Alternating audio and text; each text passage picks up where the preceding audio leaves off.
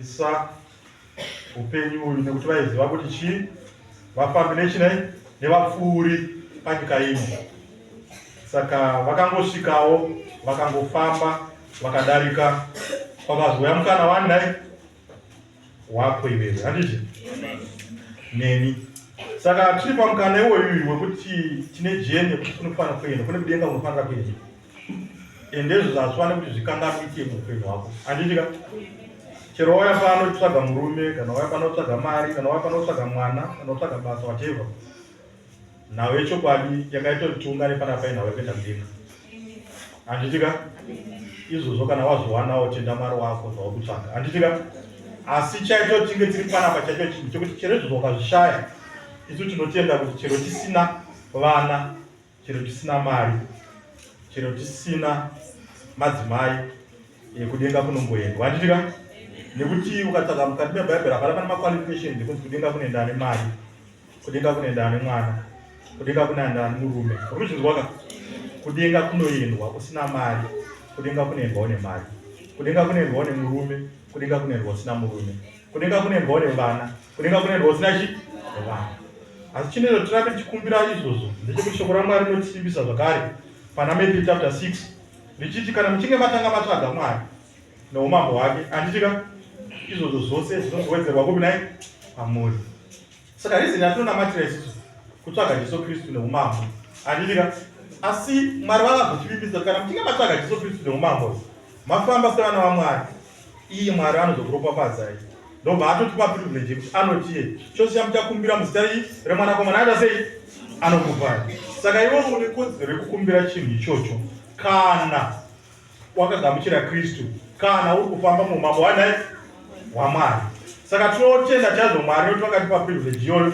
Saka Jesu akuenda mai pana Matthew chapter 25 akudaidza vadzidzi vake akuvatuma neGreat Commission basa, anoti endai naizvozvo munoparidza evhangeri kumarudzi ese, handitika. Munoparidza evhangeri youshe, this gospel of the kingdom, handitika, to all nations, handitika. Ipapo kuguma kuita sei kwozosvika, handiti. Zvoro kuti Kristu haana kungouya akaenda akasiya atotsanangurira vadzidzi vake kuti pane evhangeri inofanira kunoparidzwa, evhangeri idai yeushe, evhangeri yekingdom, evhangeri yekuenda kudenga. Muri kuzvinzwa? Ndo evhangeri inofanira kuita sei pari. Saka chero inini makazombondoona vana vanyimboparidza yangu vhangeri redungu, ndotokazoverenga Philip chapter 3 inotaura pamusoro pekuti pakati tinoparidza pamusoro pezvenyika ino tichiparidza evhangeri redungu. Pai pane chikuparidza evhangeri rekuti muite mari pai evhangeri redungu, handitika. Rinonzi iyoyo gospel of the belly, handitika. Ivhangeri rekuti unofadza matumbu enyu, nokuti munhu wese kana achiita mari anofadza chinai dumbu rake. Uri kuvanzwisisa? Ivhangeri rinofadza chi madumbu enyu. Asi iro ratiso vhangeri iroro rakataurwa nanai naKristu, iroro tinomboriparidza zvedu kuti hana dzedu dzisati dzitsukunyuke, handitika. Nekuti shoko raMwari rinototaura zvaro richiti namazuva ekupedzisira muchazunganidzira vafundisi nevaparidzi vanoparidza zvamunoda imi. Zorokoro tinge tiiko tikomboromaiza zvedu kutya kuti takazonyanya kuramba chingokuparidzira ere ushere munogona kuenda, nekuti ramunoda chairo chairo tinge chirisi, handiti. Ramunoda imari kei ndovhangeri ramunoda, muda vhangeri kuparidzirwa mari, handiti. Nekungoudzwa kuti zvauri nhasi hazvo zvachangori chi next year, handitika. Asi handida kuti zvauri nhasi asi zvaunenge uri next year, handitika. Kuti zvauri nhasi zvinogona kuchinja, handitika. Next year unenge wakaita sei wakachinja, asi chatikaunganira panapa hakusi kuita sei chinja kwako. Muri kuvanzwisisa? Nekuti unogona kupa nhasi next year zvinoita sei kukwana. Nhau iri pakuti kune musha, kune kudenga kunoita sei kunoendwa, ndopanongori nya. Saka Kristu manje zvavakaita manje ivhangeri, pakanzi ivhangeri ngaiparidzwe yeushe isiyange ivhangeri yedumbu, ndepekuti kana enda kapotati kuparidza ivhangeri yemari nevhangeri yepfuma, Elon Musk hatifanika muparidziro. Hamuri kuvanzwisisa? Ndomuparidza vhangeri kuti Elon Musk chii chaasina Elon Musk. Saka kana ndakadaona muchendeudza ndosvika ndiparidza kuti dii kuna Elon Musk, kana evhangeri yangu yekuti munoburitwa mupoverty naMwari munoenda muchiita murugare, Elon Musk ndomutendeudza nevhangeri yekuti kudii. Saka reason yaElon Musk yekunamata pane pasina, hamuri kuvanzwisisa? Nekuti akasvika vana vachikuparidza evhangeri yekuti Kristu akakudai imimi kuti muve nemari, kuti muve nechi. Elon Musk anotiratidza mari yakawandisa, more than 200 billion. Nati ndo mari yake anongwedza more than 200 billion, kwete 2 billion, more than 200 billion. Mabillions akawanda kudarika population yavanhu. Ndo mari yake ya Elon Musk. Then kana ndikamuparidza evhangeri yekuti Mwari achakupa mari, Mwari achakupa mota, Mwari achakupa imba, Mwari achakupa stand. Kuna Elon Musk evhangeri rashanda, because iyani izvo zvose anazvo. Muri kunzwisisa? Saka hakuna evhangeri ravanhu, hakuna evhangeri reclass, hakuna evhangeri ravarombo, hakuna evhangeri ravanhu vapakati nepakati, hakuna evhangeri yavapfumi. Ivhangeri rinofanira kuva ivhangeri rekuti pakagara munhu ane stand nemunhu ane mari, vose vanoparidzirwa evhangeri vachigamuchira zvakafanana. Handitika zvoreva kuti hazisi kureva kuti imi hamufani kuwana masikeni. Mwari vakatogadzira nzira yekuti Mwari vakataura kuti inini ndicharopafadza mabasa amaoko ako. Zvoreva kuti Mwari vaikwanisa kuti namatai mari dzifume dzipasi mapirweni. Uri kunzwisisa? Ndosaka Mwari akatofanira kuita skill. Unofanira kudzidza kuwaka. Wewe namatirwa uropafadza basa rako rekuwaka. Handitika? Unofanira kudzidza kusona. Wewe unamatirwa tase Mwari uropafadza basa rako rekusona. Handitika? Saka vanhu vanofanira kuva nemaskills. Saka Mwari kuona kuita mari nekuda kweskill neuchenjeri hwaanawo. Muri kunzwisisa? Kana uri entrepreneur, hard working inoshanda, inokomplimenta basa rako zvichienderana kuti neskill. Handitika? Nekurongwa kwari kwaMwari. Muri kunzwisisa? Unogona kuona matirwa panapa zvaunotengesa zviite, obva vanogara nazvo mumba. Mari haifakaita sei yakauya. Muri kunzwisisa? Haifakaita sei yakauya. Chinhu chakati Mwari vanopa pfumba, iwo wakanogara nehodha yako yangoifana kutengesa mumba, mari haita sei haikuyi. Chinhu chakati Mwari vanopa pfumba, wakaenda kundotsvaga basa rekuopareta mushini usina kudzidzira, haufa wakaruwana. Hamuri kunzwisisa? Saka Adhamu achitoudzwa manje, pana Genesis anobva achitoudzwa manje kuti iwewe uchadya china cheziya. Exactly. Mari inoshandirwa. Mari inoshandirwa, mari inotsvagwa. Handitika? Mari inogarwa pasi ichifungwa kuti choita sei yakaita sei yakawanda. Handinobazivisaka. Asi Mwari vanofanira kuropafadza matsvakirwe epfuma yako chete. Hamuri kunzwisisa? Zvinofanira kuti zvine mablessings ani aMwari, kuti kunyange Labhani akanga akablesswa naMwari ari pfuma yake, asi Jakobho akasvikapo akakumbira kuna Mwari kuti Mwari ropafadza yangu. Handitika? yaJakobho yakatanga kuwanda kudarika yaLabhani. Uri kunzwisisa? Asi hazvirevo kuti yakangouya akaifudzira makwai, aitonoifudzira mombe. Aifudza mombe kawe? Hamunozviziva? Aifudza mombe, aitoifudzira mombe. Pfuma iyoyo pachakaita sei yakaropafadzwa ndobva yachiwanda kudarika pfuma yabosi wake. Saka ndobva nekuropafadzwa kwari kwaMwari. Hamuri kunzwisisa? Saka pane kuda kuti tirambe tichitenda Mwari kuti tisafa takarasa kana kuti picture yechinhu chakaita sei chatainga pano. Handimuri kunzwisisa? Picture ndeyekuti tapedza zvose tararama tinozongofa. Muri kunzwisisa? Chero ndakarwara ndakaparamba ndakambodhirikwa ndakapora, asi kureva kuti ndichararama. Razaro akatofa akamutswa akazongofa futi hapo. Hamuri kunzwisisa? Akambofa akatonomutswa akazongofa futi. Zvaikuratidza izvozvo kuti haisi nhau yekuti pana painga pana uchagara. Handitika? Chero madhara munonzwa nezvayanzi vakati yamari vavai vakangovateya but vanozongofa. Chero kanzi akafa akakokonyara zvinengei vanozongoita sei vanozongofa. Saka nhau ndeyekuti pakupedzisira zvichange zvakapera sei, nekushoko raMwari rinoti chakanyanya kukosha mukati meupenyu hakusi kutanga kwezvinhu, asi kuti munhu ane mugumo kuve netariro. So your end ndio unofanira kugara uchifunga mukati meupenyu wako kuti kana Kristu akauya nhasi kwete kufa, because Jesu anouya futi. Hamuri kunzwisisa? Jesu achauya ndizvi. Saka Jesu kunzi auya nhasi panapa ndozvanofanira kugara wakafunga izvo. Ini ndokwalify kuenda kudenga. Ini ndokwanisa kutarisana naye Jesu. Ndokwanisa kutarisana naye ndichiti mauya Ishe. Nokuti kana kuna Isaya chapter 25 zvinonzi vanga vakamirira Kristu pachaya Kristu, vanenge vakamirira vachaimba vachifara vachiti Mwari wedu wauya, wachakaita sei takamirira, vachati auya. Saka iwe uchati auya. Nokuti ukazonoverenga zvakamira zvakazarwa manje panonzi charemoni vamwe vachatiza pamberi pokubwinya kwake. Handika? Vachiti kumakomo nezvitsuwa nemiti tivigei pamberi pavo vasimba vose. Saka pane two mapoka. Mapoka wani mapoka, wani kakata kuda kwa Mwari, ne wani kakata kuda wani kwa Mwari. Wose wani wakamira. Wani kakata kuda kwa Mwari, ndo atuta nezwa wewe. Wani masita wakati wambukule upenyu, wachimuona Kristo achuya, wani muona wachiti, wauya, wani uti auya.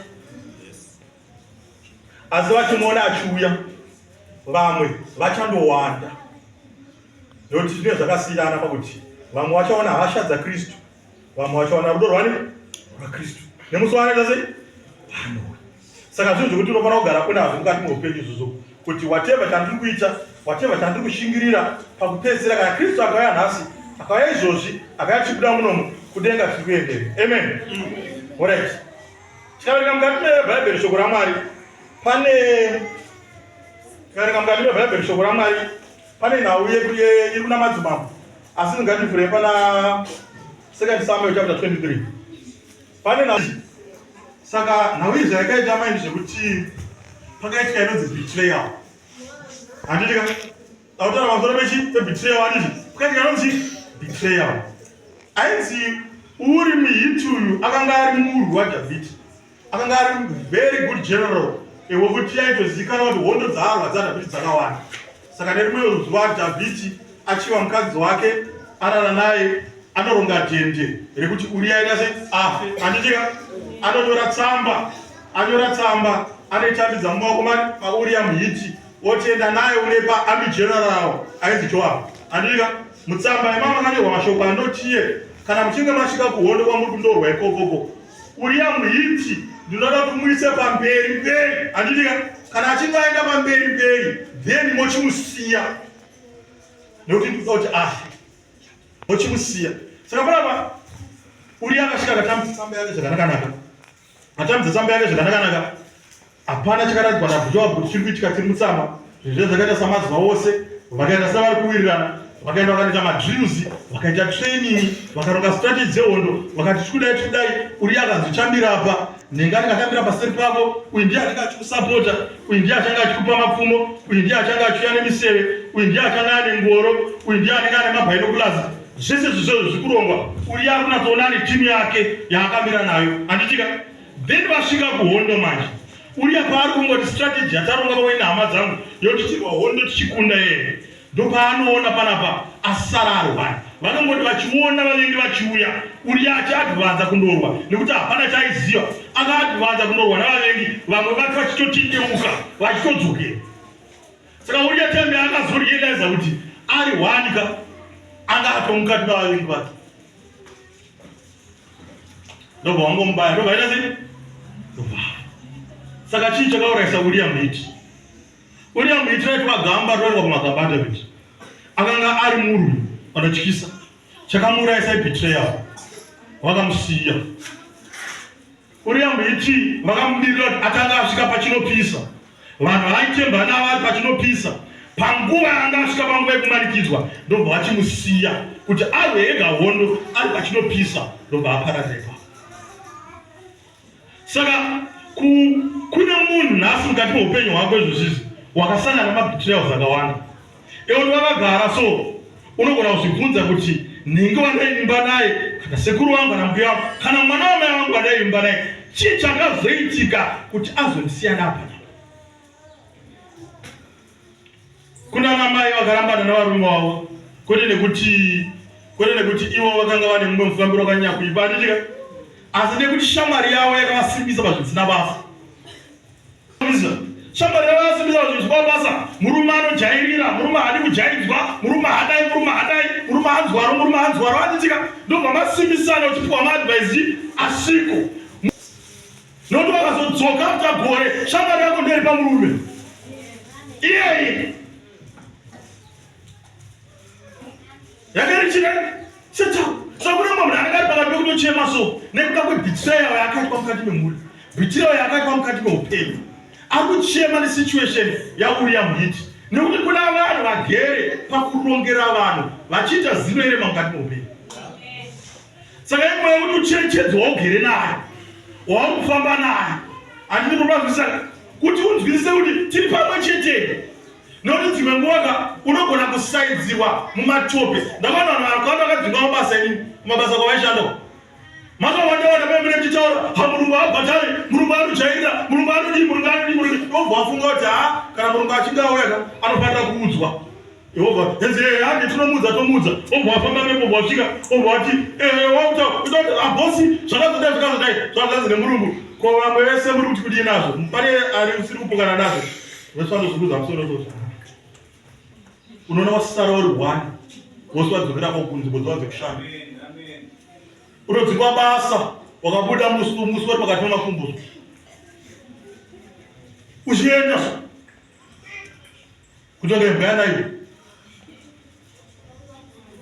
wakachema wakagara sokuti nauchi chambonatsoitika nehama dziye vanhu vandaidzwana navo vanhu vandaiwirirana navo chichaitika haisi nawe kuti maiwirirana chese tavo wakatadza kudzidza vanhu vako wakatadza kuziva kuti kana tinge tasvika pabasa panapa environment day takaya kuzotsvaga mari panapa haisi association handika tinotsvaga chi mari ende mumwe nemwari kuenda kupi kumba kwake saka tinosvika panguva yekuti kune mumwe akabhitreyiwa ndobva apera simba ndobva aita se ndobva atoparara ndiuriya chinai handitika asi uda kutenda mwari mai pana Samuel chapter 23 manje yekuti kana iwewe wakazobhitreyiwa vose kune munhu ari kuchema mabetrayals nemavanga akaitika kudhara wotokasvika paari soanenge achingochema akagara nezvinhu zvakaitika 10 years ago ko chii chitiri kuitika zvakaoma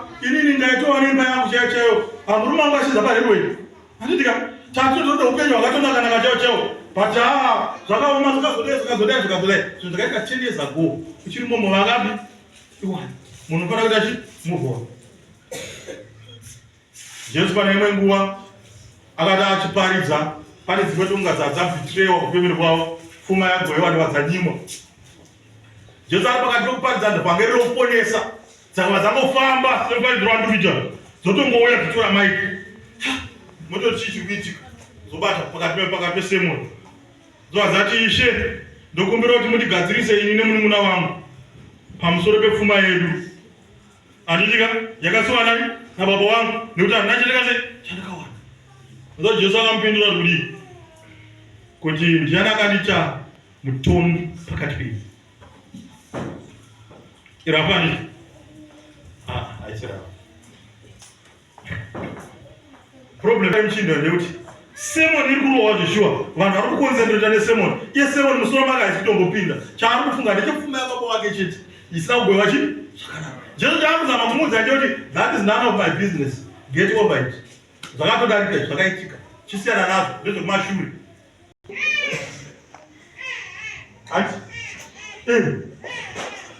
itakuva risina basa nechikoro pane zvinhu vari kudirwa zvinoita kutorarama zvisina basa nechikoro ochitodzidziswa vapa romashure kutoti varume musati makomana musati amenechei nechikoro handitika kuti unoramba chibochema nhau yechikoro nezera ramuriro Elder Nyerenda mwadzi muri kuchema nhau yechikoro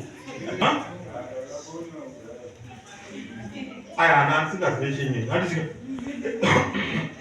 unofanira kuti getwa pachi itotenda chi kumberi handiti saka pana paonenda murume akatidzidzisa chimwe chinhu make pana 1 Samuel pa 2 Samuel chapter 23 kuva mavhesi ya 8 ndichakumbira kuti